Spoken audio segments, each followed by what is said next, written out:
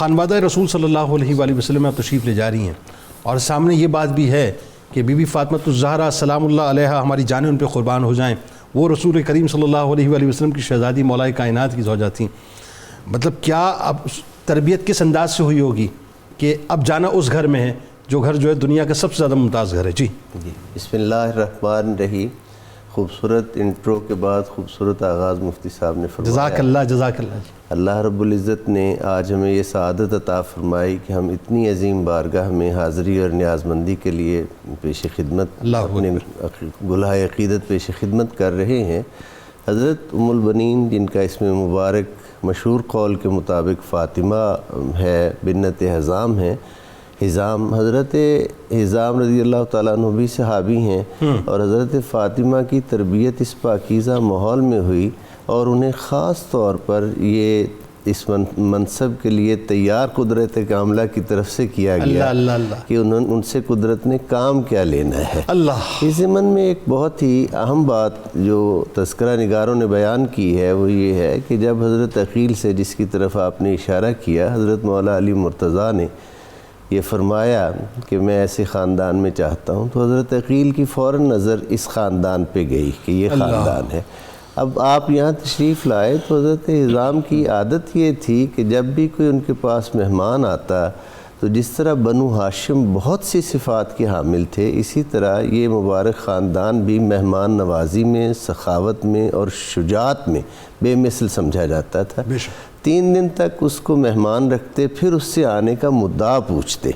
اب جب 3 دن کے بعد حضرت عقیل سے مدعا پوچھا گیا، انہوں نے مدعا بیان فرمایا، تو حضرت حزام کے لیے تو یہ بہت بڑی بات تھی کہ ان کی بیٹی کے لیے اس گھر میں رشتہ طلب کیا جا رہا ہے جس گھر کی ملکہ فردوس بری ہے. تو انہوں نے اپنی خوش بختی پہ ناز کرتے ہوئے گھر آئے. آ کر جب اپنی اہلیہ سے اس بات کا تذکرہ کرنا چاہا تو انہوں نے دیکھا کہ ماں بیٹی کے درمیان کچھ گفتگو ہو رہی ہے، اور بیٹی اپنی والدہ کو اپنا خواب سنا رہی ہے. یعنی حضرت فاطمہ اپنی مادر گرامی کو اپنا خواب سنا رہی ہے. خواب بھی دیکھا تھا کہ میں نے رات کو ایسا خواب دیکھا ہے کہ بہت خوبصورت ایک ماحول ہے، بہت خوبصورت منظر ہے، چاند کی چاندنی چمک رہی ہے، خنک ہوا چل رہی ہے.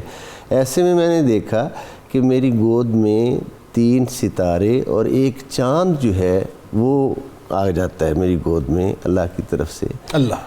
تو بہت بڑی خوشبختی کی بات تھی. ادھر حضرت حزام اپنی بیٹی کے لیے پیغام لے کر داخل ہو رہے ہیں، ادھر سے بیٹی منشاء پروردگار جو خواب کی شکل میں ظاہر ہوئی اس کو اپنی والدہ ماجدہ سے بیان کر رہی ہے. اب یہ دونوں باتیں حسن انتخاب کی طرف جو ہے وہ اشارہ کرتی ہیں کہ قدرت نے ادھر سے یہ پیغام کا انتظام کیا اور ادھر سے ان کی تیاری کی گئی کہ تمہیں اللہ نے کس گھر کے لیے منتخب کیا ہے اور تمہارے ذریعہ سے اس گھر میں کون سی شخصیات جو ہیں وہ آئیں گی. اب جیسے آپ نے 4 بیٹوں کے اسماء گرامی بیان کیے ہیں تو اس میں چاند تو یقیناً قمر بنی ہاشم عباس علمدار ہیں، دوسری بات ہی نہیں، باب الحوائج ہیں، اور 3 ان کے جو ان کے بھائی ہیں برادران گرامی قدر ہیں ان کی طرف اشارہ ہے.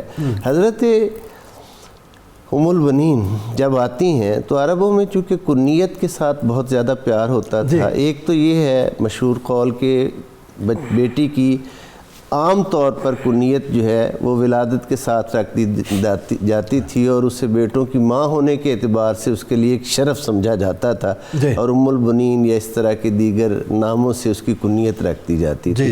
لیکن حضرت ام البنین کے حوالہ سے ایک قول یہ بھی ہے کہ جب آپ نکاح کے بعد حضرت مولا علی مرتضیٰ کے بیت مکرم میں حاضری دیتی ہیں تو پہلے سیدہ کونین کی دہلیز کو بوسہ دیتی ہیں اور پھر ان کے لیے جو مسند تیار کی گئی اس پر ان صاحبزادیوں کو حضرت سیدہ زینب، حضرت ام کلثوم اور شہزادگان کو بٹھا کر کہتی ہیں کہ میں اس گھر میں کنیز بن کر آئی ہوں اور ساری زندگی کنیز فاطمہ الزہرا سلام اللہ علیہ بن کر رہوں گی.